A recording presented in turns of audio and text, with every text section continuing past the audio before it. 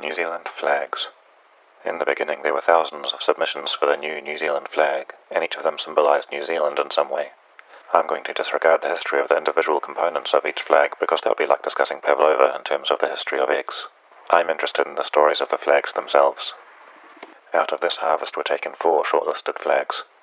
They were chosen by a committee with no flag experts or designers on it, so their story begins with a disregard for expert opinion. According to this committee, flags such as Red Peak were left out because New Zealanders struggle with abstract design. It's the story of the lowest possible expectations of New Zealanders. This is like saying, because I don't know anything about music theory, we should make Twinkle Twinkle Little Star our national anthem. In fact, I'm going to refer to the final flag as Twinkle Twinkle from now on. The other thing these 2 flags in particular speak of is lack of actual choice. Why not leave out one of these designs and include one for people who don't struggle with abstract designs? Then, along comes Red Peak. This flag is promoted by people who know a little about graphic design, so it's about having regard for the expertise of others. It gets included in the referendum after a massive social media campaign, so it's a story of New Zealanders joining together to stand up to massive incompetence and make an actual difference. The referendum goes by, and Twinkle Twinkle is the winner. Except it isn't really. All of the ballots are printed identically, and the reason this is never done is because of the small but significant amount of voters who simply tick the first box, or in this case, number the flag sequentially from left to right. Twinkle Twinkle was the first flag listed on the ballot, so the best you can say about it is that it probably would have won anyway, even if the ballots had been printed adequately.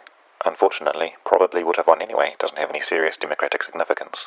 So, Twinkle Twinkle isn't the story of a win at all, but of a failure to follow basic democratic procedure.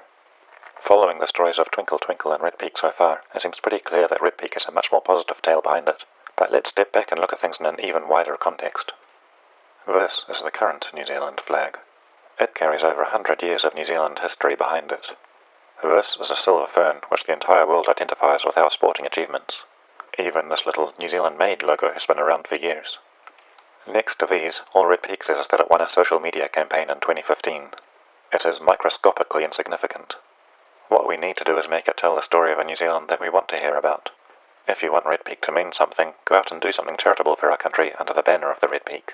Help out at a homeless shelter or feed school children.